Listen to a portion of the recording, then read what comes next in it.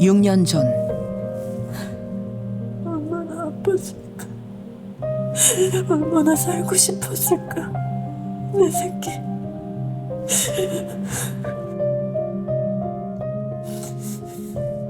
응급실 수용 거부로 치료가 지체돼 숨진 5살 동희군.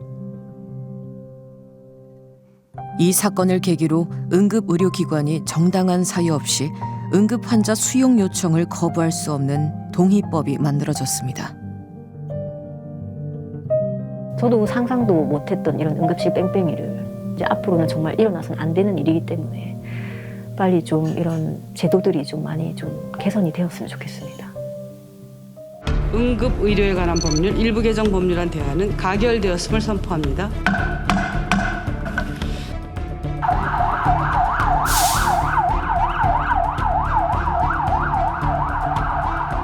동희법 개정 후 3년. 응급소아 환자가 병원 응급실을 찾지 못해서 시간이 지체돼 의식불명에 빠진 안타까운 일이 있었습니다.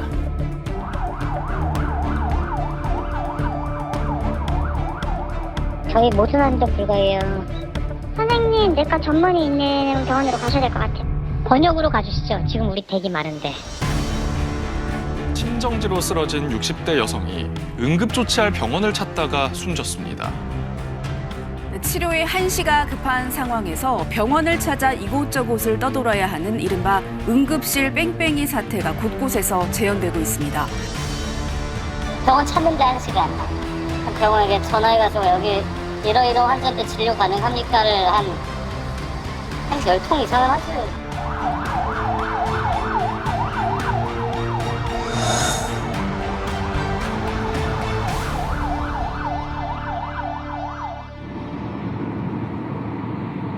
지난해 4월 전공의 집단 사직이 본격화된 지 2달째 접어든 시기였습니다. 심영철 씨는 응급실 문턱도 밟지 못하고 아들을 보내야 했습니다. 네네. 시간 내주셔서 감사합니다. 사실 이게 고인되네. 마지막 아들이고 둘째 딸이고 셋째가 막내가 이제 아들.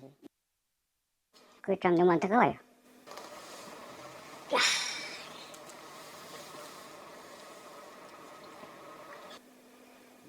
이런 죄를 왜 감당하는지. 많이 다쳤으니까 빨리 가게로 오이소 아버지. 그래야 입원 됩니다. 그래. 병원 갔다가 대병 갔다가 세 번째 병원이 세 번째 와서 그 내려오니까 넘어져가지고 뭐 그냥 뭐 피가 나오는 것 같은데 이게 뭐 뗏바닥이坑해요.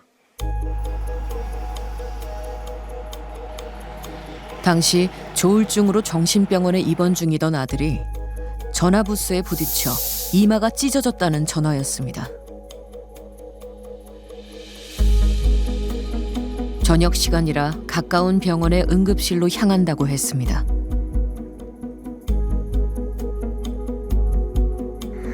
이마에 가로 세로 4cm가량의 상처를 입은 아들은 봉합을 위해 인근 종합병원과 상급병원 응급실 3곳을 찾았습니다. 하지만 어디에서도 치료받지 못했습니다.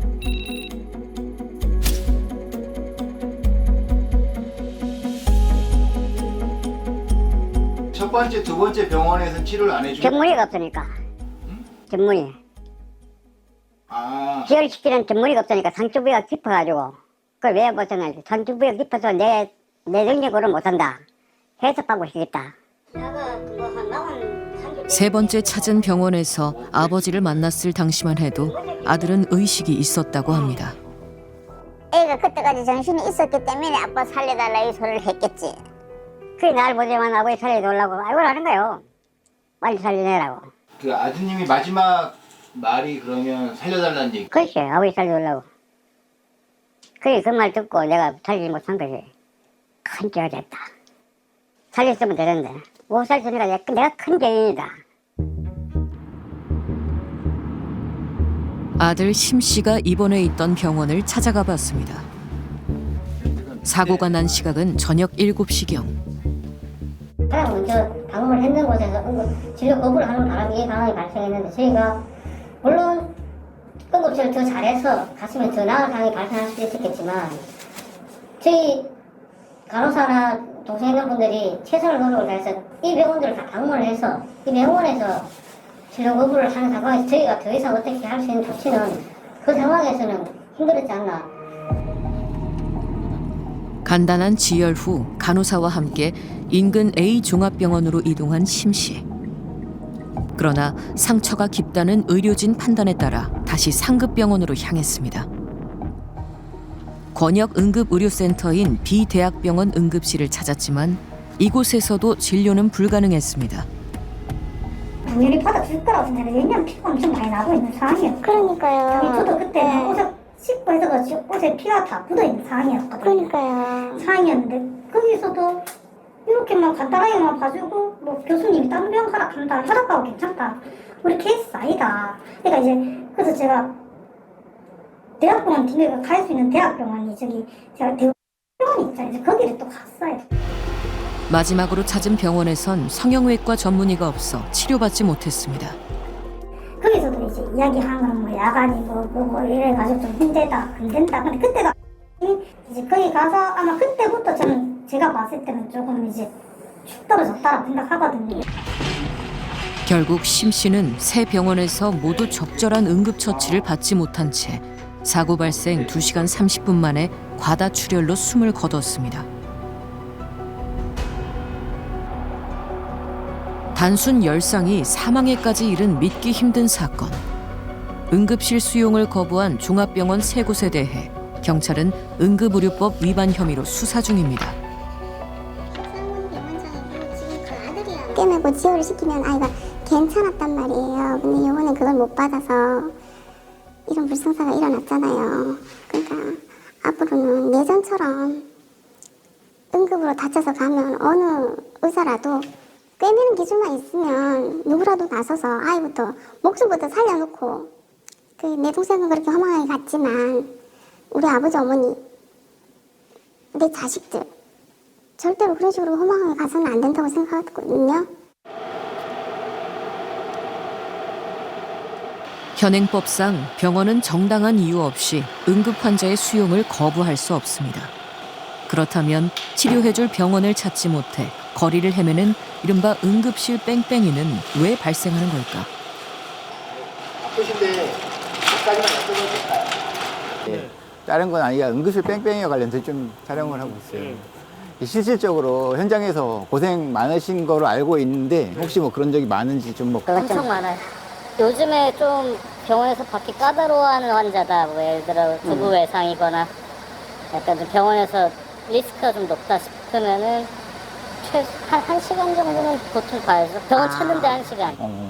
병원에 전화해가지고 여기 이러이러 환자인데 진료 가능합니까를 한 10통 이상은 하지. 한 10통. 구급대원의 입장으로서 애가 탈 때가 있지 않으세요? 그럴 때? 일단 최악은 이제 외상, 중증 외상인데도 그게 안 잡혀가지고 실시간으로 뭐 혈압 떨어지고 심박수 이제 떨어지고 해서 이제 곧 심정지가 올 것 같이 오고 있는데도 아직도 병원 선정이 안 되고 그런 경우가 실제로 많이 있어요. 지금 난 이거 사람들이 모른다는 게 되게 좀 그러는데. 단 몇 분이 생사를 좌우하는 응급 상황. 환자가 눈앞에서 피 흘리고 있어도 병원에 수용이 가능한지 전화 먼저 해야 합니다. 그런 것들이 좀 있긴 있죠. 그 눈 같은데 뭐 따끔하다고 하는데 뭐. 안과 진료도 안 되시고요. 일단 알겠습니다. 진료가 되고 안과는 진료 안 돼요. 네, 구급대원이고요. 저희 모든 환자 불가해요. 알겠습니다. 그 61세 여자분이신데 저희가 이송할 때는 원래 바이탈 다 괜찮은데 지금 여기 도착했을 때도 BP가 180대 넘고 200대 넘으면 여기서 다이섹션을 된다고 여기서 진료 안 된다는데 혹시 그쪽에서 진료 가능한가 해서요. 다이섹션 안 돼가지고 상급으로 어레인지 해주셔야 될 것 같거든요. 그러니까 상급에다가 전화를 했더니 CT라도 찍고 오라는 데는 그렇게 얘기를 병원에서는 안 된다고 하셔. 저희도 다이섹션 그쪽에서 환자 보고서 얘기했으면 안 될 것 같아서요. 알겠습니다. 저희 쪽도 지금 풀베드에다가 밖에 30명 정도 대기 중이라 어려울 것 같아서 다른 병원 부탁드릴게요. 알겠습니다. 지난해 환자 수용이 어렵다고 고지한 건수는 약 11만 건. 결국 최전선에서 응급 상황을 마주하는 구조대원들이 거리로 나섰습니다. 응급실 뺑뺑이 해소는 생명보호의 기본이다. 응급 환자가 119 구급차를 이용해 병원을 찾아도 병상이 없다, 의사가 없다라며 거절당하는 응급실 뺑뺑이 사태는 여전히 반복되고 있습니다. 환자 먼저, 국민 먼저, 응급실 뺑뺑이 개선하라! 개선하라! 투쟁! 응급실 닫힌 문 정부가 열게 하라! 투쟁! 저 같은 경우는 병원 선정을 하지 못해서 뇌출혈 환자 같은 경우에 6시간 길에서 서 있었습니다. 괜찮으세요, 그 환자? 돌아가셨습니다. 그 환자가 본인의 가족이라면 똑같이 대응을 했을까? 신경외과 의사가 연락이 안 된다고 수용이 불가능하다고 이야기를 할까? 중환자실 자리가 없다고 다른 병원 알아보라고 이야기를 할까? 만약에 저한테 그렇게 이야기했던 의료진들이 본인의 가족이라면 그렇게 이야기를 할지 되묻고 싶습니다. 현행 응급의료법은 응급 환자를 이송하기 전 병원의 환자 수용 능력을 확인하도록 규정하고 있습니다. 이 과정이 코로나19 시기를 거치며 마치 사전 허락처럼 느껴질 정도로 엄격해졌다는 지적이 나옵니다. 해당 규정을 손봐야 한다는 논의도 이어지고 있습니다. 현재 우리 응급의료에 관한 법률에 보면은 119 구급대가 병원을 선정해서 병원에 전화를 하면은 병원에서는 정당한 사유가 없으면 수용한다요. 정당한 사유가 없으면 수용한답니다. 그럼 반대로 해석하면 어떻게 되죠? 정당한 사유가 있으면은 수용을 안 해도 되는 것이죠. 그래서 정당한 사유로서 병원에서 내세운 게 첫째, 의사가 없어요.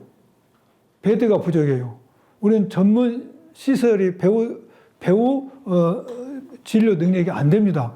이거 세 가지를 내세우면서 나름 정당한 사유로 내세우고 있죠. 그럼 과연 그러한 사유가 객관적 사실이 맞는 것인지 진실인지 119 때는 확인할 기회도 없고 확인할 능력도 안 되고 확인할 권한도 없죠. 아 그래요? 그럼 다시 B병원으로 또 전화하는 거지. B병원에서 똑같은 이야기를 하면 119 또 C병원으로 전화하는 거지. 이게 응급실 뺑뺑이입니다. 의정 갈등으로 촉발된 의료 공백은 1년 8개월 만에 일단락됐습니다.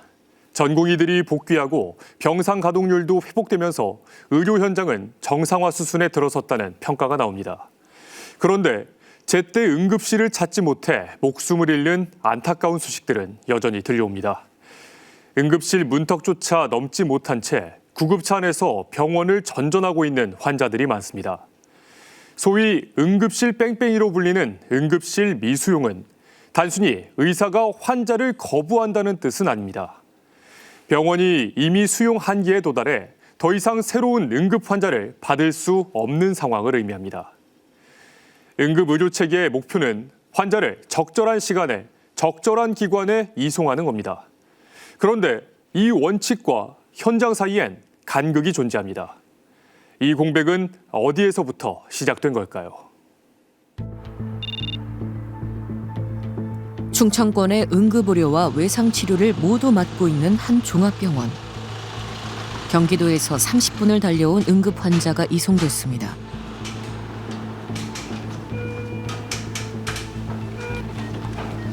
복부에 자상을 입은 환자. 왜 다치신 거예요? 기억 안 나세요? 네? 기억 안 나세요? 왜 다치셨는지? 소다치였어요. 검사 결과 장기 손상은 없었습니다. 곧바로 봉합 수술이 이어집니다. 외상 환자의 경우 중증인 경우가 많아 수술실과 중환자실이 확보되지 않으면 수용 자체가 어려운 경우가 많습니다. 이 병원은 충청권 환자 수용을 원칙으로 하지만 타 지역에서도 환자들이 이송되고 있습니다. 이미 몇 차례 수용 거부 끝에 멀리까지 온 환자들입니다. 저희도 한 2군데 정도 전화해보고 그 관내에서는 수용이 어렵다는 거 해가지고 저희 외상센터 쪽으로 연락해서 왔어요. 내과 환자 같은 경우는 뭐 많을 때는 5-6군데 정도 보통 하는 편이에요. 하나, 둘, 셋. 네, 잠깐만. 네. 외상센터는 전공의 없이 전문의들만으로 구성돼 있습니다. 하지만 전신을 다쳐서 오는 환자의 특성상 병원 내 모든 과의 도움이 필요합니다. 그런데 의정 갈등 사태 이후엔 타과 전공의들이 사직하며 이마저 어려워졌습니다. 6년 전 병원에 들어온 허윤정 교수. 그 이후 후배 의사는 한 명도 충원되지 않았습니다. 끝났어요.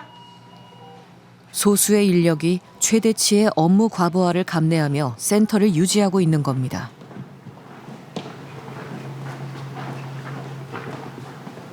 그럼 교수님은 지금 오늘 근무는 몇 시부터 시작하시는 거예요? 제가 지금 오후 3시 30분인데 오늘 아침이 아니고 저는 어제 아침 8시에 출근했습니다. 그리고 내일 오후 5시에 퇴근 예정입니다. 그럼 몇 시간 근무하시는 거예요? 몰라요. 계산하기 싫어요. 57시간? 생각해보세요. 일주일에 2번, 3번을 집에 못 가고 병원에서 먹고 자고 씻고 하는 겁니다. 굉장히 버겁습니다. 사실 지금도. 당직을 더 줄일 수 있어야 이게 지속 가능하지 않을까 생각하고 있습니다. 중증 응급 환자를 책임지는 서울의 한 권역 응급의료센터. 응급의학과 전문의를 구할 수 없어 당직 근무 시 전문의 2명 배치도 쉽지 않습니다. 이 같은 인력난은 금세 회복되기 어려운 상황입니다. 다리나 불편하신 데는 없어요? 응급의학과를 선택하는 전공의가 줄면서 정원을 채우기 어려워졌기 때문입니다.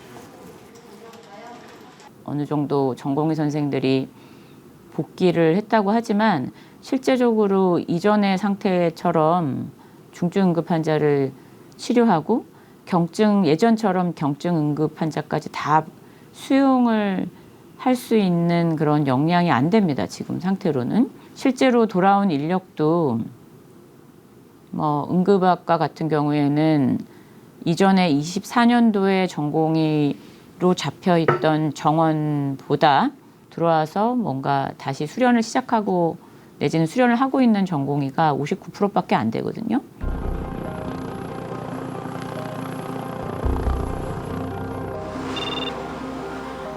국내 최초로 닥터 헬기를 도입하고 중증 외상 환자 진료 시스템을 구축한 경기도의 한 외상센터.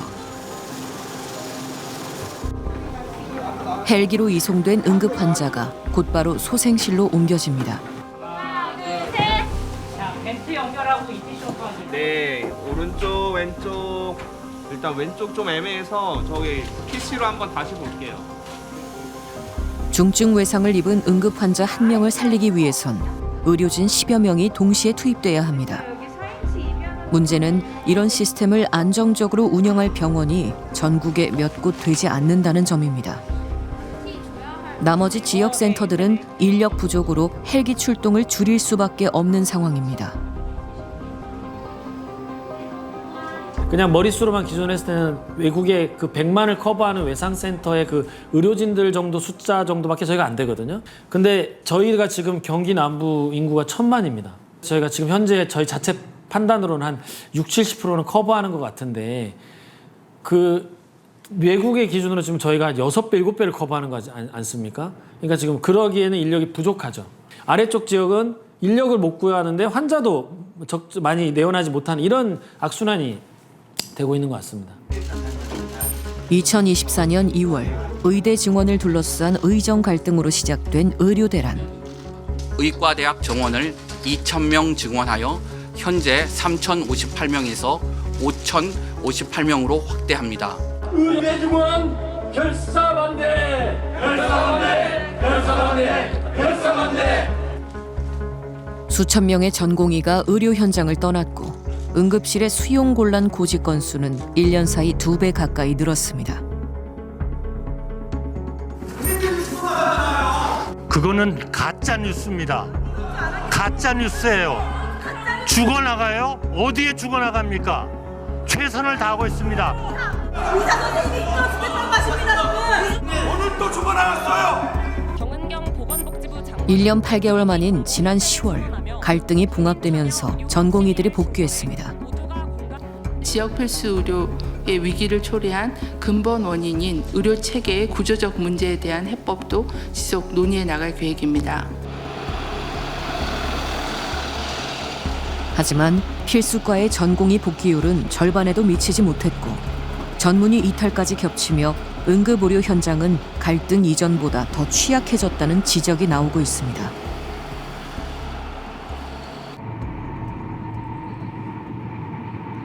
의료 대란이 봉합되기 직전인 지난 10월. 추석 연휴가 길어서 응급의료가 제대로 작동할지 걱정하는 여론이 적지 않았습니다.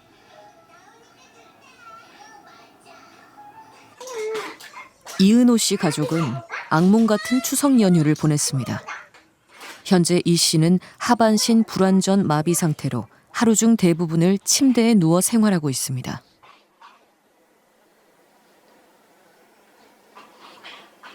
많이 피곤하면 종아리 또 아파요.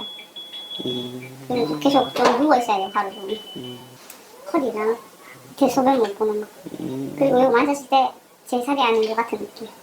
다행히 저 이만큼 한 허벅지 뒤쪽으로 해가지고 아직까지 이렇게 소변이랑 배변 보는 데는 감각에서 제 힘으로는 못 누고 있고. 저희가 돌란지 할 때 불과 6개월 전만 해도 건강하던 이 씨. 그런데 연휴 시작과 동시에 디스크가 파열됐습니다. 의정 갈등에 연휴까지 겹쳐 이 씨가 응급실에 들어가기까지 총 사흘이 걸렸습니다. 골든타임을 놓친 겁니다.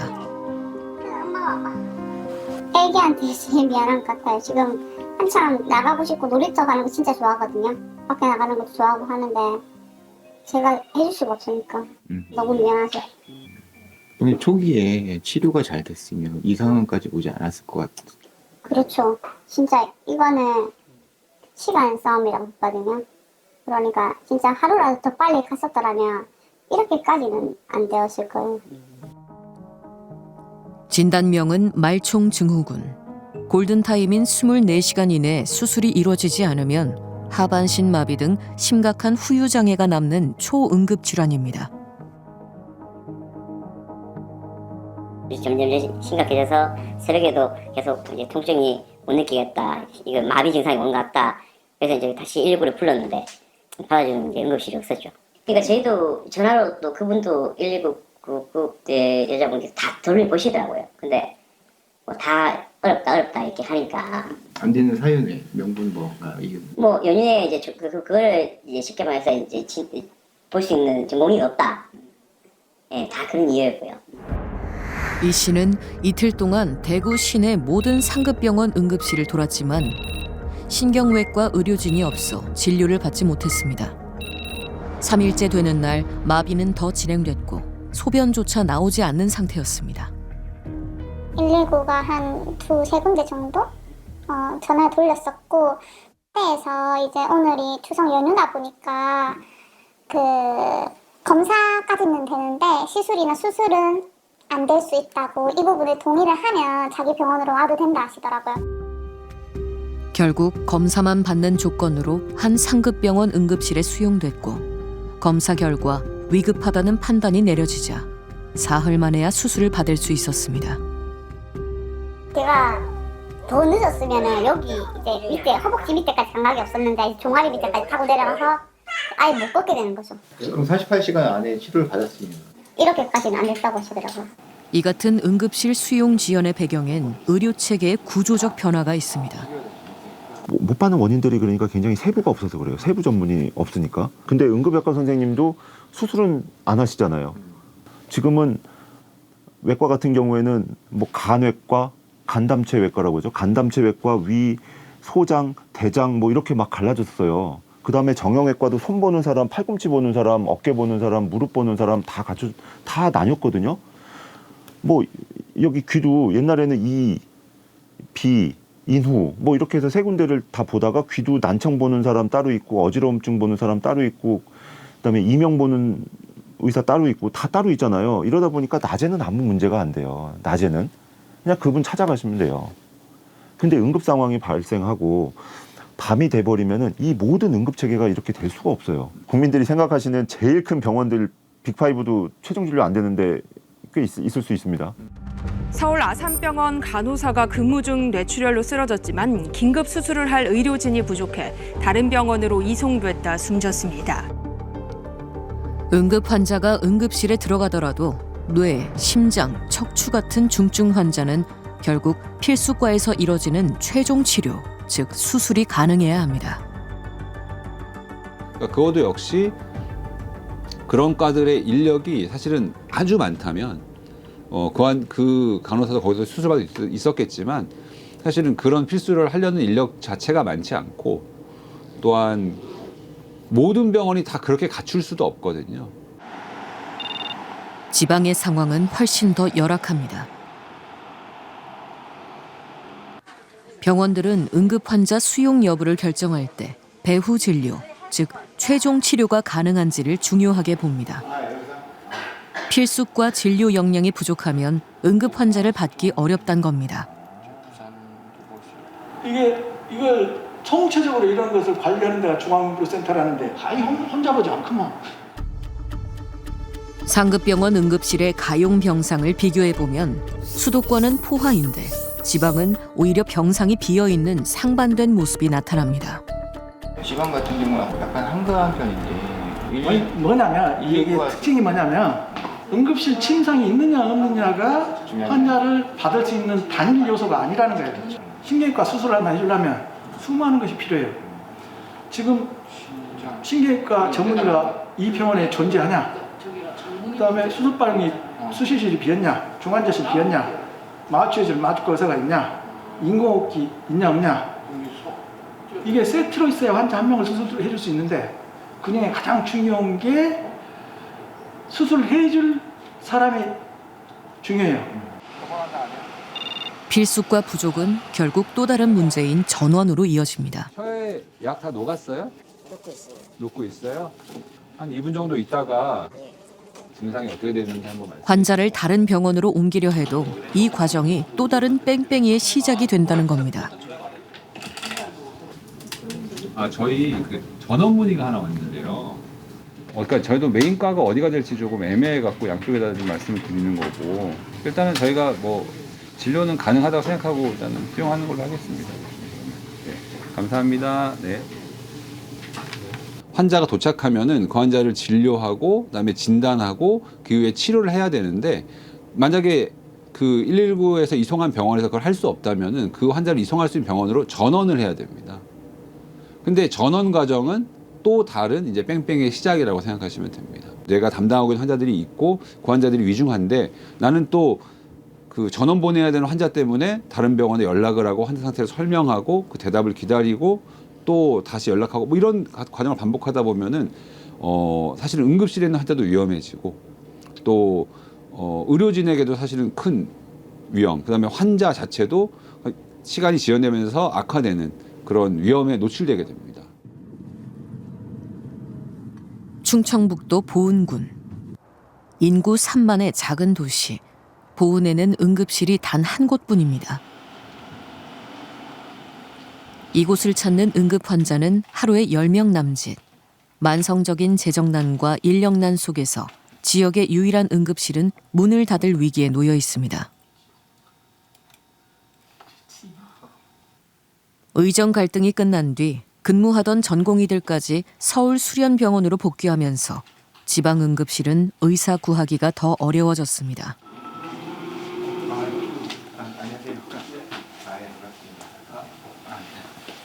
저희 병원에도 전공의 선생님들이 6분까지 있었습니다. 네, 그런데 지금 다 뭐 이제 떠나가시고 한 분은 남아 계십니다. 이제 복귀하신 분들이 일부 있고요. 또 더 좋은 여건을 따라서 또 가신 분도 한둘 계십니다. 응급실 당직하는 데 있어서 좀 풀로 근무 짜는데 어려움이 있죠. 밤이 되면 상황은 더 심각해집니다. 단 한 명의 의사가 응급실을 홀로 지키는 당직이 반복됩니다. 의사 한 명이 96시간 연속 근무를 서는 상황까지 벌어집니다. 뭐가 불편해서 왔어요? 두드러기가 너무 올라와. 어디에 두드러기가 올라왔어요? 온몸에 올라. 혹시나 집에 가서 숨차거나 하면 다시 응급실로. 권역 응급의료센터까지 1시간 이상 떨어진 이곳은 응급의료 취약지. MRI 등 장비뿐 아니라 중증을 다룰 전문과도 갖추지 못해 진료 범위가 제한적입니다. 불편한 건 많아요. 일차적으로 여기서 간단한 치료만 받고 다시 또 가야 되거든요. 예전에 손이 여기 다쳐서 여기 와서 응급치료 그냥 붕대만 감고 다시 청주로 나갔는데 그런 거. 얼마나 걸려 청주까지? 청주까지 이제 1시간. 그래도 이거라도 있으니까 이렇게 저녁 때 올 수는 있어서 고마운데 의료진들도 많았으면 좋겠고 좀 좋은 의료진들이 왔으면 좋겠어요. 실제로 너무 초응급인 환자들, 심근경색 뇌졸중 환자들 같은 경우는 케어가 어렵긴 합니다. 그래서 심근경색 환자들이 와도 만약에 와서 진찰 받는데 심근경색이다. 그러면 제가 바로 청주 쪽에 있는 병원에 직접 전화를 해요. 전화를 해서 선생님 심근경색인데 받아줄 수 있냐 하면은 저희 선생님 한 명을 태워가지고 가게 되는데 그러면 인력이 없습니다. 네, 남은 인력이 없게 됩니다. 전국 권역 응급의료센터의 70%는 상주 의사 1명으로 유지하는 실정입니다. 응급실 당직 2명을 확보하려면 응급의학과 전문의 12명이 필요합니다. 이곳 응급실 환자의 30%는 배후 진료가 가능한 대도시 병원으로 전원됩니다. 하지만 의사 1명이 모든 판단을 떠안다 보니 전원 과정도 큰 부담이 됩니다. 전원 보낼 때도 뭐 딱딱 체계가 있는 것도 아니고 저희가 의사 대 의사를 막 직접 전화해서 찾아다니면서 전원 보내고 그런 부분부터 그리고 어느 병원이 어느 과 진료가 정확하게 되는지 이런 부분도 나와 있지도 않고 그런 부분들까지 싸그리 개선을 돼야 되는데 결국에는 피해받는 건 진짜 현장에서 열심히 일하고 있는 응급실 의사, 치료받지 못하는 환자들 그 두 개가 진짜 제일 많이 피해를 받고 있는 것 같아요. 응급실 미수용 현상은 응급의료체계 전반과 맞물려 나타나고 있습니다. 환자 이송과 병원 간 전원 과정의 컨트롤타워 공백, 응급처치 이후 최종 치료로 이어갈 진료 역량의 한계, 지역 간 의료 격차와 필수 진료과 기피 현상까지 의료계에 수년간 쌓여온 여러 구조적인 문제들이 얽혀 있습니다. 이런 상황에서 국회는 병원에 수용 가능 여부를 묻도록 한 응급의료법 조항을 삭제하는 방안을 논의하고 있습니다. 하지만 의료 현장에서는 근본 원인을 외면한 땜질식 처방이란 반발도 나옵니다. 진료 역량이 충분히 갖춰지지 않은 상태에서 응급실 수용만 늘린다고 해서 문제가 해결되지 않는다는 지적입니다. 한편 응급의료를 포함한 필수 의료 영역에서는 최근 사법 리스크가 중요한 변수로 거론되고 있습니다. 응급 상황에서 내려진 의료진의 판단이 이후 법적 판단의 대상이 되면서 그에 따른 사법적 부담이 진료 환경에까지 영향을 미치고 있다는 겁니다.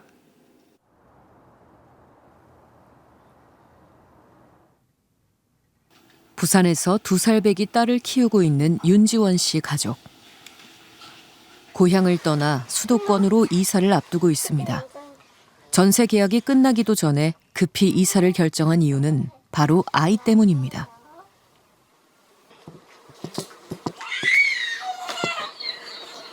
견적서인데 식약사항이 앞당길 수 있다 해갖고 서로 합의하에 그래서 1월 2일로 당겨.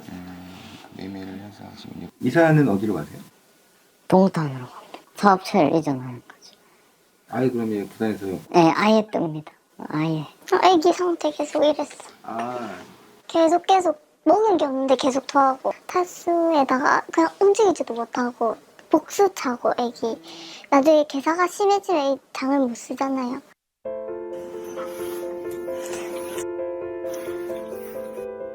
자, 좋지. 아니야, 짜증나. 진단은 장이 꼬이는 장중첩증. 부산에 있는 그 종합 응급실 병원은 다 해봤던 것 같아요. 해보고도 도저히 이제 안 보이니까 저희 그냥 구급차를 불렀죠. 근데 그러면 해결될 줄 알았는데 이제 구급차도 저희랑 상황이 같은 거예요.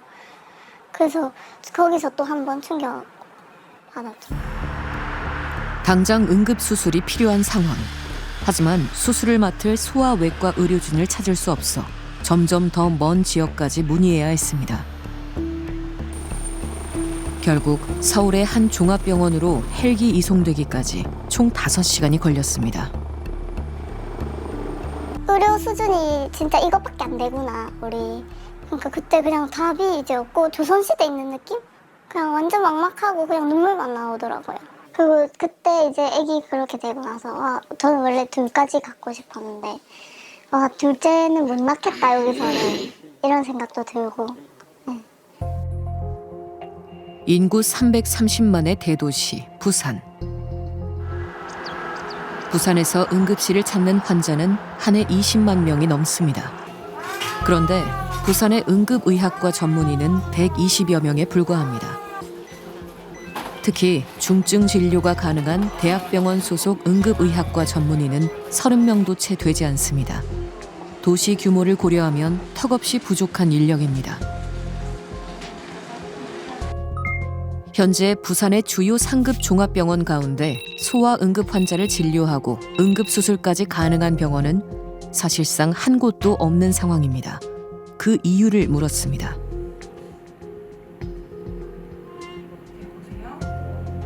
소아과를 그냥 선생님이 아예 없어요. 네. 119 부르세요. 어쩔 수 없어요. 119 부르고 119한테 찾아달라고 하세요. 소아과 진료는 안 됩니다. 소아과 선생님 없어요. 병원에서 되는 데가 잘 받아주는 데가 없다 하시네요. 지금 응급실을 확인했는데 소아과 전문의가 없어서 119에 한번 도움을 요청해 보시기 바랍니다.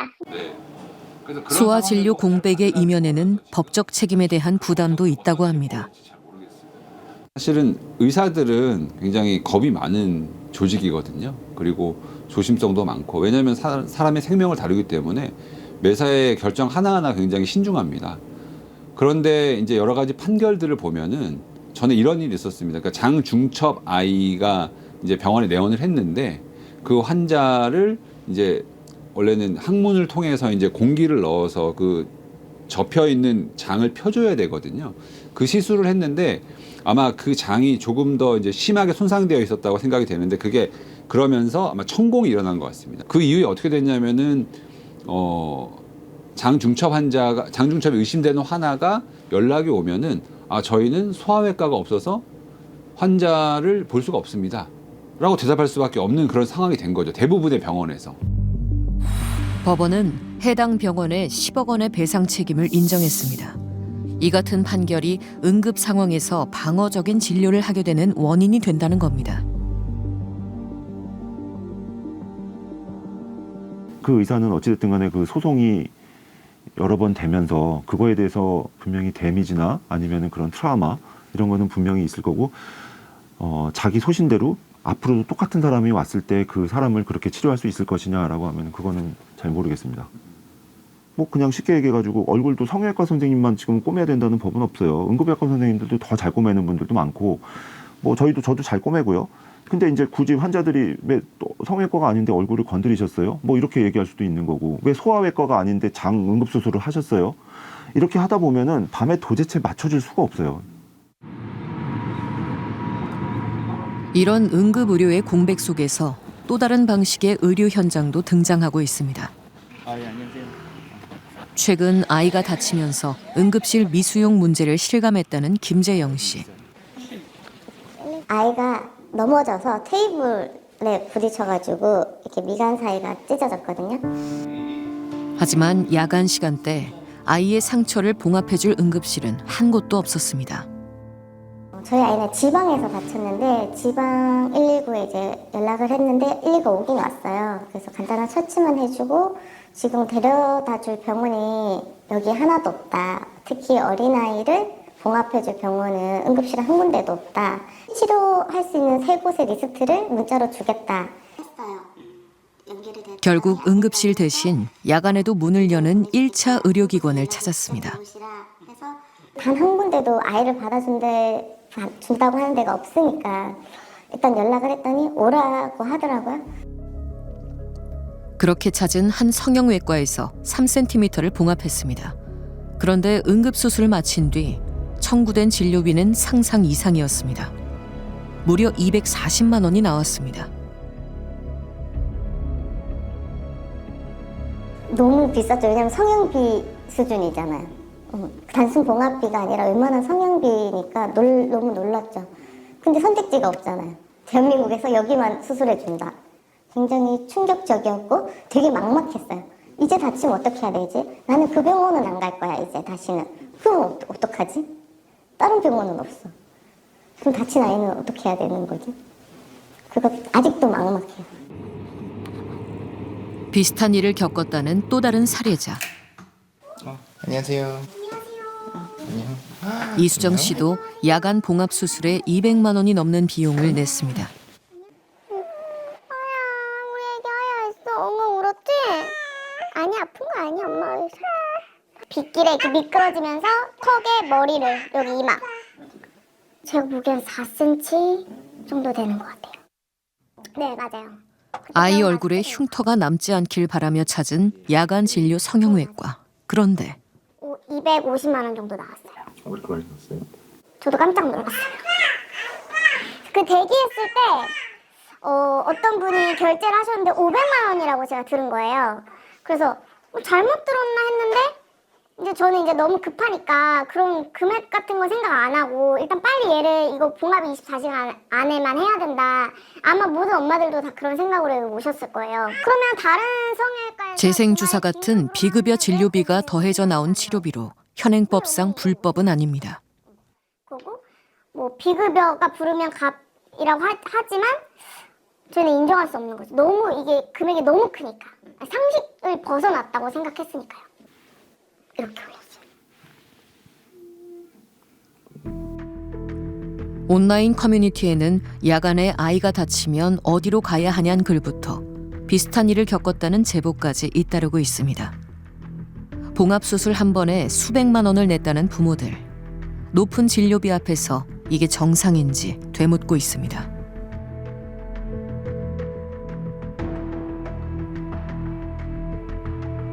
저는 그 생각도 했죠. 만약에 이게 계속 반복된다면 나는 이 사회에서 정말 아기를 키울 수 있을까? 이게 맞나? 불안한데? 지금 아기 한 명 키우는 것도 불안한데 나는 둘째를 낳으면 너무 힘들겠다. 이런 생각이 들었죠. 의료 공백이 만든 기형적 현실. 그 빈틈을 파고드는 의료 시장도 생기는 겁니다.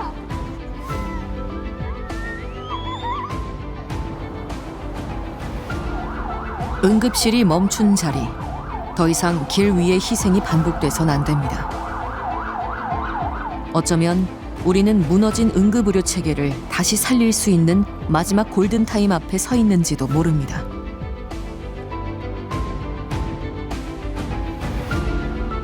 저희가 좀 다시 생각해 볼 필요가 있습니다. 이거 왜냐하면 뭐 최근에 예를 말씀드릴 수밖에 없는데 남자 고등학생 환자가 결국 경련을 하고 경련을 하는 상황에서 병원을 알아보다가 병원을 찾지 못해서 결국 심정지가 구급차 안에서 왔거든요. 그래서 심정지가 되고 나서 병원에 들어갔는데 이 환자를 그 병원을 선정하지 못한 부분이 뭐 소아신경과 의사, 배우진료과가 없어서 수용을 못했다고 하지만 저는 이 부분에 동의하지 않습니다. 이 환자는 당장 소아신경과가 필요했던 게 아니라요.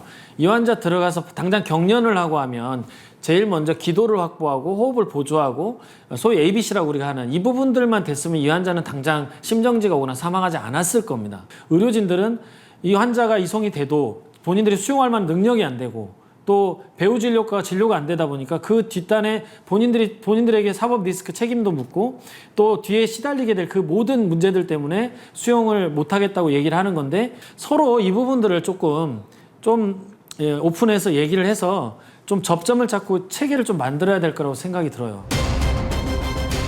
국민의 생명과 직결된 응급의료의 위기는 곧 우리 사회의 위기이기도 합니다.